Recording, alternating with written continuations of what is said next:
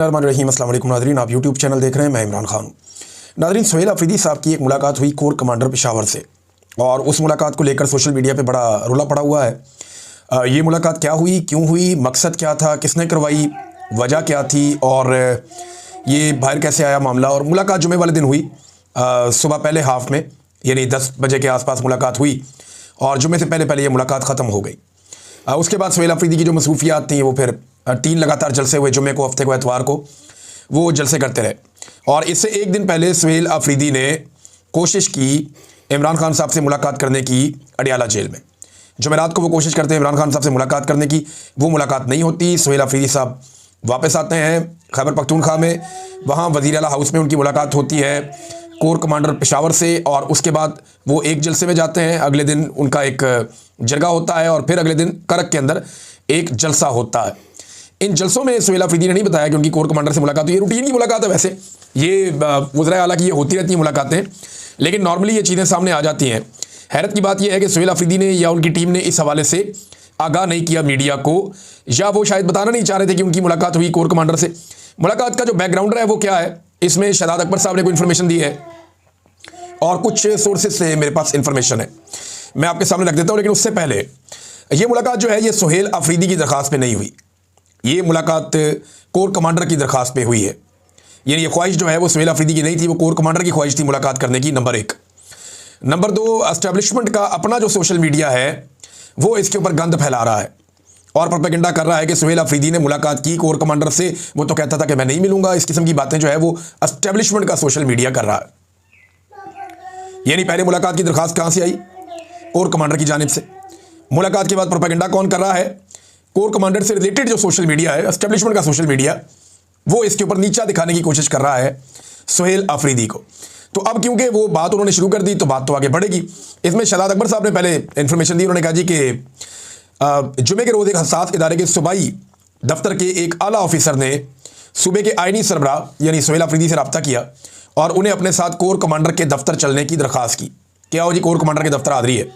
जैसे गड्ढापुर साहब को कहा था तो वो कैबिनेट लेके पहुंच गए थे वहाँ पे, लेकिन सुहेल अफरीदी ने, या आइनी अहदेदार ने, जो पहले ही इस दफ्तर से मुलाकात से गुरेज़ां थे, यानी कोशिश करते मुलाकात ना करें, इन्होंने बड़े प्यार वाले अंदाज में जवाब दिया कि मेरे मनसब के तकाज़ों के मुताबिक मुनासिब यही है कि मैं अपने दफ्तर में मुलाकात करूँ। यानी मैं उधर क्यों जाऊँ मुलाकात करने के लिए, वो मेरा मनसब ऐसा है क्योंकि एक आइनी ओहदा है मेरे पास, बड़ा ओहदा है, तो वो मुझे मिलने के लिए आए। अगर वो तशरीफ़ लाना चाहें तो मुझे कोई एतराज़ नहीं। ये बात जो हसास इदारे का अफसर था उसको पसंद नहीं आई, और उन्होंने नाराज़गी का इजहार किया और गैर मुनासिब लहजा इख्तियार करते हुए वहाँ से रवाना हो गए। जब यह मामला कोर कमांडर के इल्म में आया तो उन्होंने सूरत हाल की नज़ाकत को समझते हुए दानिशमंदी का मुजाहरा किया। उन्होंने मुतल्लिका अफसर को तंबीह करने के बाद खुद सूबे के आइनी सरबराह के दफ्तर का दौरा किया, उन्हें ओहदा संभालने पर मुबारकबाद दी और अमन व अमान के उमूर पर खुशगवार माहौल में तबादला ख्याल किया। बाद अदा वो नहायत एहतराम के साथ रुखसत हो गए। इस वाक़े का मकसद बयान करने का आगे वो अपना बता रहे हैं कि जी मकसद ये है कि जो आइनी ओहदेदारान है उनकी इज़्ज़त का ख्याल रखा जाए, और वही जो मनसब है वो ख़ुद भी अपने मनसब का ख्याल रखें, और जो सरकारी मुलाजमीन हैं वो भी उनके मनसब का ख्याल रखें। बहरहाल ये मुलाकात जो है इसकी दरख्वास्त एस्टेब्लिशमेंट की जानिब से यानी कोर कमांडर की जानिब से थी। सुहेल अफरीदी ने जाने से इनकार किया कि जी मैं तो नहीं आ रहा, लेकिन मेरा दफ्तर हाजिर है यहाँ पे, अगर वो आकर मिलना चाहें तो बड़ी अच्छी बात है, वो आकर मिल लें, क्योंकि मेरा मनसब बड़ा है, और वो अगर आके कोई ब्रीफिंग देना चाहते हैं तो यहाँ पे आ जाएं, आप मुलाकात करना चाहते हैं। तो बेसिकली मुलाकात का जो मकसद बताया गया था सुहेल अफरीदी को, पहले वो ये बताया गया था जी वो मुबारकबाद देना चाहते हैं। फिर वो आए, उन्होंने मुबारकबाद दी भी। अब ज़राए ये दावा करते हैं कि सुहेल अफरीदी ने, मैं सुहेल अफरीदी से बात करूँगा तब मैं पता करने की कोशिश करूँगा कि एक्चुअली क्या बातचीत हुई, लेकिन जो ज़राए बता रहे हैं वो ये बता रहे हैं कि सुहेल अफरीदी ने अपना वही मौक़िफ़ दोहराया जो उन्होंने जलसों में दोहराया था, ख़ास तौर पे ऑपरेशन को लेकर, मिलिट्री ऑपरेशन को, ड्रोन हमलों को, इन चीज़ों को लेकर उनका वही मौक़िफ़ था जो इमरान खान साहब का मौक़िफ़ है। और उन्होंने ये बात भी बताई कि जनाब इमरान खान साहब से तो मुलाकात नहीं हो रही, चीज़ें पेंडिंग है। तो अब कुछ लोग कह रहे हैं कि शायद इमरान खान साहब से आज के दिन में सुहेल अफरीदी साहब की मुलाकात हो जाएगी, ये दावा किया जा रहा है इस मुलाकात के बाद। तो जुम्मे वाले दिन ये मुलाकात हुई थी, लेकिन जुम्मे की अगर आप तकरीर उठाकर देखें सुहेल अफरीदी की तो उसमें तो कोई लचक नहीं थी, हफ्ते वाले दिन भी कोई लचक नहीं थी, एतवार वाले दिन भी कोई लचक नहीं थी। लेकिन गड्ढापुर से ज़रा मुख्तलिफ तर्ज अमल है। गड्ढापुर साहब खुद मिलने चले जाते थे, बाद वक्त गायब भी हो जाते थे बेचारे, और पता ही नहीं चलता था गड्ढापुर साहब गए कहाँ पे। फिर अचानक नमूदार होकर कहते थे मैं फलां जगह से आ गया हूँ, पहाड़ क्रॉस कर लिए, उनकी अपनी एक कहानी होती थी। लेकिन सुहेल अफरीदी ने जो तरीका कार इख्तियार किया, ये इज़्ज़त वाला तरीका है, और इतने बड़े आइनी ओहदे के ऊपर बैठे हुए शख्स को इस तरह पॉजिटिव एटीट्यूड के साथ जाना चाहिए, जो भी आए उससे मिलना चाहिए, बात करनी चाहिए। सूबे के मसाइल हल करने हैं तो सबसे आपको मुलाकातें करनी पड़ेंगी। लेकिन इमरान खान साहब से अब वो क्या लेकर आते हैं आगे चलने का मंसूबा, ये तो इमरान खान साहब जब मिलेंगे सुहेल अफरीदी को तभी पता चलेगा, और उसके बाद जब वो बात करेंगे तब पता चलेगा। अच्छा, कुछ लोग ऐसे भी तनकीद कर रहे हैं कि जनाब ये सुहेल अफरीदी साहब ने मुलाकात क्यों की, जैसे कि एक तनकीद की है एमल वली खान ने। एमल वली खान का कहना है जनाब पहले तो बड़ी बातें होती थी और अब जनाब ये मुलाकात क्यों कर ली, ये मुलाकात अगर की है तो फिर ये कमज़ोरी है। इस किस्म की बातें एमल वली खान साहब कर रहे हैं वज़ीर आला को ताने देने के लिए, और PMLN के लोग भी बढ़ चढ़ के बात कर रहे हैं। तो मेरा एक सवाल है सादा सा कि डिक्की में बैठ के जाकर किसी दफ्तर के अंदर मुलाकात करना मिलिट्री एस्टेब्लिशमेंट के लोगों से, उसमें ज़्यादा इज्जत है या ये कहना कि जी अगर मिलना चाहते हो तो मेरे दफ्तर आ जाएं, यहाँ बैठ के मुलाकात कर लेते हैं, इसमें ज़्यादा इज्जत है। और ये दिन की रोशनी में मुलाकात हुई सुबह 10 बजे के करीब। लेकिन मेरे ख्याल में ये एक चीज़, अगर तो ये मैं पता करूंगा इसका कि क्या कोर कमांडर की जानिब से मना किया गया था कि आप इसका एलामिया जारी ना करें, या सुहेल अफरीदी ने और उनकी टीम ने जानबूझकर इस मुलाकात का एलामिया जारी नहीं किया और ये नहीं बताया कि ये मुलाकात हुई है। ये खबर इस तरह बाहर नहीं आनी चाहिए थी, उनको खुद बताना चाहिए था कि आज कोर कमांडर ने मुलाकात की ख्वाहिश का इजहार किया, वो आए और आकर मिले और फलां चीज़ पर बात हुई। बहरहाल जो सोर्सेज बता रहे हैं वो ये है कि अपने मौक़िफ़ के ऊपर सुहेल अफरीदी फिलहाल खड़े हैं। जो इमरान खान साहब ने बात की है उन्होंने वही मौक़िफ़ सामने रखा है ऑपरेशन को, ड्रोन हमलों को और दीगर चीज़ों को लेकर। और मादनियात के बारे में जितना क्लियर स्टेटमेंट सुहेल अफरीदी ने दिया वो भी अब बड़ी क्लैरिटी के साथ आ गए हैं कि जनाब हम किसी को मादनियात नहीं देंगे। लेकिन मेरी इत्तला के मुताबिक एक बहुत बड़े ऑफिसर का भाई है जो मादनियात के सौदे करता फिरता है, और ये बात बड़ी जल्दी खुलने वाली है। मादनियात के हों, LNG के हों, दीगर मामलात हों, एक बहुत बड़े ऑफिसर का भाई है, बहुत बड़े ओहदे में वो बंदा बैठा हुआ है और इसको डिग आउट कर रहे हैं। आपको खैबर पख्तूनख्वा से आने वाले दिनों में खबर मिलेगी इसके हवाले से कि वो सौदेबाजी करता है मादनियात के हवाले से, सोने के ज़खायर के हवाले से और दीगर को जो सौदे रियासती सतह पे होते हैं उनके ऊपर वो सौदेबाजी करता है। नाज़रीन, अब एक और खबर है, इसराइली अखबारात बता रहे हैं चीज़ें हमें पाकिस्तान से पता नहीं चल रही, जो पाकिस्तान के अखबारात को वो बताते ही नहीं है। पाकिस्तान की मीडिया को वैसी ही इजाज़त नहीं है, मीडिया सारा कंट्रोल किया हुआ है पाकिस्तान का। तो हमें पाकिस्तानियों को इसराइली अखबारात ये बता रहे हैं कि पाकिस्तान की फ़ौज एक खसूसी ड्यूटी पर गज़ा जा रही है, यानी फ़ौज गज़ा जाएगी एक ख़ास ड्यूटी करने के लिए। ये बात पाकिस्तानियों को बता रहे हैं इसराइली अखबारात। और जिस मुल्क की फ़ौज जा रही है ना उसकी पार्लियामेंट को पता है, ना उसके वज़रा को पता है, और ना उसके मीडिया को पता है, और ना उसकी आवाम को पता है। देखें, पाकिस्तानी फ़ौज जो है इसकी तैयारी से लेकर आज तक जहाँ तक ये फ़ौज पहुँची है, ये सब पाकिस्तानियों के खून पसीने का पैसा है। तो पाकिस्तानियों को ये जानने का हक़ है कि हमारी फ़ौज कहाँ लड़ने जा रही है और कौन सी ड्यूटी करने जा रही है। नवाज शरीफ के दौरे हुकूमत में यमन में पाकिस्तान की फ़ौज को बुलाया गया था अरब ममालिक की जानिब से। तो उस वक्त पार्लियामेंट ने यह फैसला किया था कि हम इस लड़ाई से अपने आप को बाहर रखेंगे, और पाकिस्तान ने एक दानिशमंदाना फैसला कर लिया था। लेकिन आज तो पार्लियामेंट बेतौकीर है, अदलिया भी फारिग है, मीडिया भी फारिग है, कोई बात ही नहीं करता। तो हमें इसराइली अखबारात से पता चलता है, द टाइम्स ऑफ इसराइल और दीगर अखबारात ये बताते हैं कि जनाब पाकिस्तानी फ़ौज जा रही है कहाँ, गज़ा में। और गज़ा में क्या काम करने जा रही है, इस हवाले से मैं एक खबर आपके सामने रखता हूँ यहाँ पे। ये जनाब नेतन्याहू के हवाले से खबर है कि गज़ा फोर्स में कौन सी गैर मुल्की अफवाज काबिल कबूल होंगी, फैसला इसराइल करेगा। यानी उन्होंने कहा कि जी हमें तुर्की की फ़ौज काबिल कबूल नहीं है गज़ा में, ये फ़ौज हमें पसंद नहीं है, झगड़ा करती है, इसराइल के लिए प्रॉब्लम क्रिएट करेगी या इसराइली मफादात के ख़िलाफ़ काम करेगी, लिहाजा इसराइल को ये काबिल कबूल नहीं है कि वहाँ पर तुर्की की फ़ौज आए। लेकिन पाकिस्तानी फ़ौज के हवाले से इसराइली मीडिया बताता है कि पाकिस्तानी फ़ौज का अप्रूवल है, और बाकायदा अमेरिकन ने, उनकी गवर्नमेंट ने यह बता दिया है कि इसराइल को पाकिस्तानी फ़ौज के बारे में कोई एतराज़ नहीं है। इसराइल ने अप्रूवल दे दिया है, पाकिस्तान की फ़ौज गज़ा में जाके खिदमात सर अंजाम दे सकती है। अब कौम को मंजन बेचा जाएगा कि जनाब गज़ा में पाकिस्तानी फ़ौज का जाना एक बहुत बड़ी सआदत है। गज़ा कोई मजहबी मुकाम नहीं है, समंदर के किनारे एक इलाका है जहाँ पे फ़लस्तीनी आबाद हैं, और यहाँ पे हमास है जिसने इसराइल के साथ एक लंबे अरसे से लड़ाई शुरू कर रखी है। हमास का खतरा इसराइल के ऊपर हमेशा मंडलाता रहता है। इसराइल उस खतरे को ख़त्म करना चाहता है, और इसराइल की फ़ौज लड़ लड़ के बमबारी कर करके मामले को यहाँ तक ले आई है। पूरी दुनिया में इसराइल के ऊपर तू होती है, उनकी पॉलिसी के ऊपर, उनकी बमबारी के ऊपर। लोग जो हैं वो रिएक्शन देते हैं। मगरबी ममालिक में बड़ा सख्त रिएक्शन इसराइल के ऊपर आता है। लाखों लोग मिलियंस के अंदर निकल के एहतजाज करते हैं सड़कों पे, उनकी हुकूमतों पे दबाव आता है। लिहाजा इसराइल के लिए मुमकिन नहीं है कि वो कई लंबे सालों तक यहाँ गज़ा के अंदर बमबारी करता रहे। तो गज़ा से आने वाले खतरे को रोकना कैसे? वहाँ पे एक ऐसी फ़ौज होना चाहिए जो इसराइली सरहदों की और गज़ा की सरहदों की हिफाजत करे और कोई प्रॉब्लम क्रिएट ना होने दे। अब ये वो फ़ौज है जो बनने जा रही है कि बैनुल-अक़वामी इस्तेहकाम फ़ोर्स जो बनने जा रही है। इसमें जनाब पाकिस्तान को शामिल किया गया। इसराइल ने एनओसी दे दिया कि जनाब पाकिस्तान को आप ले आए, कोई मसला नहीं है, आपने तुर्की को नहीं आने देना, वो प्रॉब्लम क्रिएट करते हैं इसराइल के लिए। पाकिस्तान कोई प्रॉब्लम नहीं, पाकिस्तान को ले आए। नेतन्याहू कह रहा है कि इसराइल तय करेगा कौन आएगा कौन नहीं आएगा। इसराइली अखबार कह रहे हैं कि जनाब पाकिस्तान तय हो गया, वो आ रहा है, और अमेरिकन हुक्मरान बता रहे हैं कि पाकिस्तानियों की अप्रूवल, इसराइल को कोई एतराज नहीं है, वो आ जाए, कोई बात नहीं है। अब इसमें पूरे पाकिस्तान के अंदर सवालात उठ रहे हैं।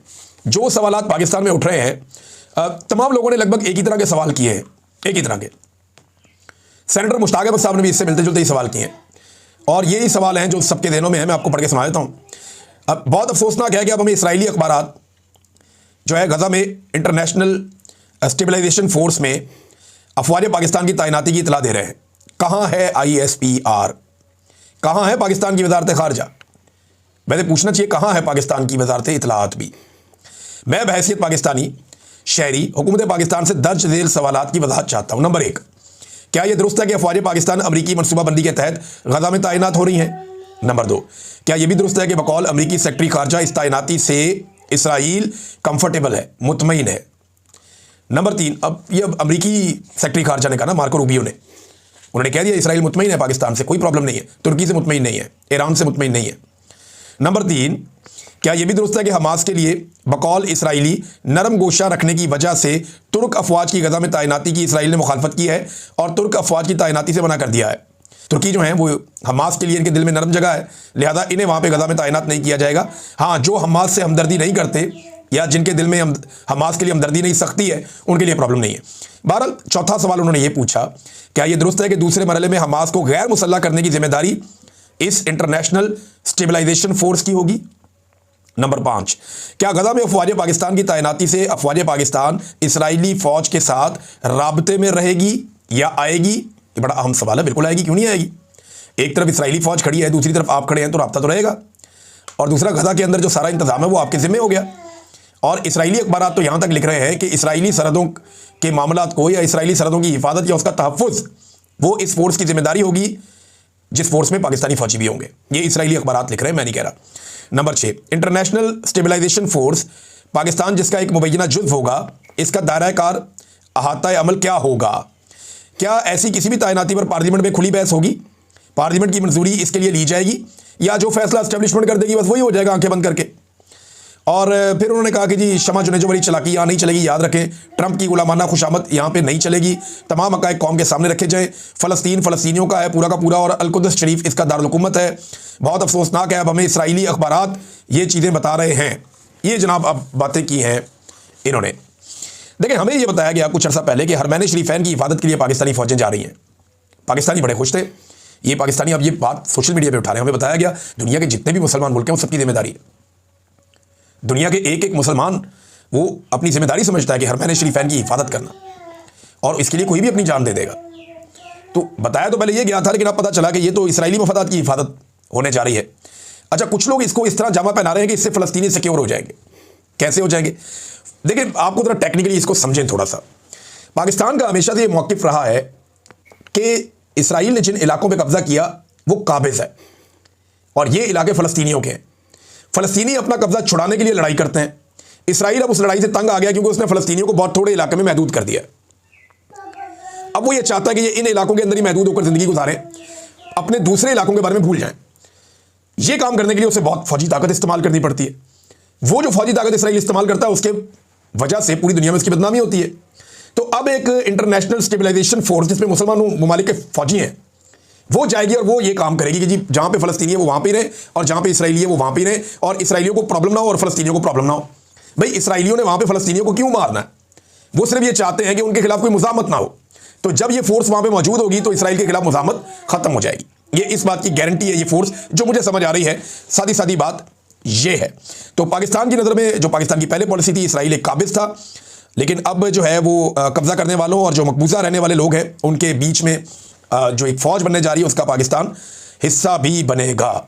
ये है नाज़रीन सूरत-ए-हाल। अख्तर मेंगल साहब ने भी इस पर आवाज़ उठाई, लेकिन पाकिस्तान तहरीक इंसाफ को, फजलुर रहमान साहब को, जमात इस्लामी को और दीगर जो अपोजिशन जमातें हैं उन सबको इस पर सवालात सामने रखने चाहिए। वकला को भी सवालात सामने रखने चाहिए। उलमा इकराम को अगर लगे कि इसके अंदर कोई ऐसी चीज़ है जो पूछी जानी चाहिए तो उलमा इकराम को भी सवालात उठाने चाहिए। सवाल उठाने में कोई हर्ज नहीं है। मीडिया का तो पाकिस्तान में वैसे ही बेड़ा गर्क करके रख दिया। इस पर एक फाइनेंशियल टाइम्स की एक रिपोर्ट छपी हुई है, उस रिपोर्ट का एक हिस्सा मेरे पास है, मैं आपको पढ़ के सुनाता हूँ। कि रिपोर्ट कहती क्या है। ये देखें जी, ये रिपोर्ट है। ये रिपोर्ट कहती है कि आसिम मुनीर ने यकीनन अपने इख्तियार को मजबूत करने में बेरहमी का मुजाहरा किया। ये अमेरिकी फाइनेंशियल टाइम है। अदालतें कई सालों के मुकाबले में ज़्यादा ताबे नज़र आती हैं। यानी माजी में अदालतें इतनी कब्जे में नहीं थी, कंट्रोल में नहीं थी जितनी अब कंट्रोल में है। टीवी एंकर्स और कॉलम निगारों का कहना है कि वो सख्त सेंसरशिप का सामना कर रहे हैं और मरकज़ी हिज़्ब इख्तिलाफ यानी पाकिस्तान तहरीक इंसाफ के ज़्यादातर रहनुमा या तो जेल में हैं या छुपे हुए हैं। इसी दौरान फ़ौज का कारोबार के मैदान में असर रसूख मुसलसल बढ़ता जा रहा है, जैसे कि SIFC हो गया या दीगर चीज़ें हो गई, मादनियात हो गई, ज़राअत हो गई। बहुत सारे शोबों में जो फ़ौज से मुंसलिक इदारे हैं वो बहुत तेज़ी से आगे बढ़ रही है, ये भी उन्होंने लिखा। तज्ज़ियाकारों का कहना है कि आसिम मुनीर ने इतनी ज़्यादा ताकत अपने हाथ में जमा कर ली है जितनी उन फ़ौजी हुक्मरानों के पास भी नहीं थी जिन्होंने बाज़ाब्ता तौर पर पाकिस्तान में मार्शल लॉ का निफाज किया था। इसके अलावा आसिम मुनीर ने अपने लिए मुमकिना तौर पर एक दिहाई की हुक्मरानी की बुनियाद रख दी है कि 10 साल तक वो यहाँ पे हुक्मरानी करते रहेंगे पाकिस्तान में, क्योंकि महर तस्दीक के तौर पे काम करने वाली पार्लियामेंट ने उसकी मुद्दत मुलाजमत को 3 से बढ़ाकर 5 साल कर दिया है, जिसे बाद में दोबारा तौसी भी दी जा सकेगी। यानी एक मरतबा फिर उनको जो है एक्सटेंशन दी जा सकेगी अगर 5 साल मुकम्मल करते हैं उसके बाद फिर तो 10 साल की जो हुकूमत है उसकी बुनियाद रखी है आसिम मुनीर साहब ने अपने लिए। वैसे मैं एक चीज़ आपके सामने रखता हूँ, तारीख अपने आप को ना दोहराती है। एग्जैक्टली जो काम मुशर्रफ के लिए काफ लीग करती थी ना, वही सेम काम इस वक्त आसिम मुनीर साहब के लिए पीपल्स पार्टी और PMLN कर रही है। उस दौर में भी सारा इक़्तिदार परवेज़ मुशर्रफ साहब के पास था और जो पॉलिटिकल पार्टी जिनको वो इक़्तिदार में लाए थे, यानी पीपल्स पार्टी पार्लियामेंटेरियन करके एक जमात थी, वो आफ्ताब शेरपा वगैरह उसके अंदर थे और राव सिकंदर इकबाल वगैरह थे उसके अंदर। वो जो पॉलिटिकल पार्टी थी ना, मेरे ख्याल में उसमें वो भी थे, यहाँ झंग से एक पाकिस्तान पीपल्स पार्टी के एक रहनुमा होते थे, फैसल साले हयात वगैरह, ये सारे उसके अंदर थे। वो जो पॉलिटिकल पार्टी थी पीपल्स पार्टी और काफ लीग, उन्होंने जितनी खिदमत सर अंजाम दी परवेज़ मुशर्रफ के लिए, बिल्कुल वही वाला रोल आजकल जरदारी और नवाज शरीफ साहब की PMLN और पीपल्स पार्टी मौजूदा आर्मी चीफ के लिए अंजाम दे रहे हैं। कोई ज़्यादा फ़र्क नहीं है। हाँ, ये फ़र्क है कि मुशर्रफ ने वो कुछ नहीं किया पाकिस्तान में जो अब हो रहा है। जितना जुल्म अब हो रहा है पाकिस्तान में, मुशर्रफ के दौर में भी नहीं हुआ था। उसके दौर में मीडिया फिर भी कुछ आज़ाद था, अब बिल्कुल नहीं है। पॉलिटिकल लोगों की थोड़ी बहुत हैसियत थी, अब बिल्कुल नहीं है। और अदालतें कहीं ना कहीं अपना काम करने की कोशिश करती थी। अब तो अदालतों के भी ऐसा लगता है कि टुथलेस कर दिया गया है, अदालतें कोई काम ही नहीं कर सकती, बिल्कुल उनके पास इख्तियारात ही नहीं है। फिर बात करेंगे इसके ऊपर डिटेल में। अब तक के लिए इतनी, अपना ख्याल रखिएगा, अपने चैनल का भी। अल्लाह हाफ़िज़।